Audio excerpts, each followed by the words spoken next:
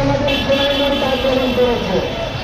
আরে আপনারা দরকার না সোনাইমুড়ি এরকম কয়েকজন নেতাকে করার জন্য আমাদের ছাত্র দল ছাত্র শিবির লাগে না, আমাদের শিশু করে দিলেন চলে।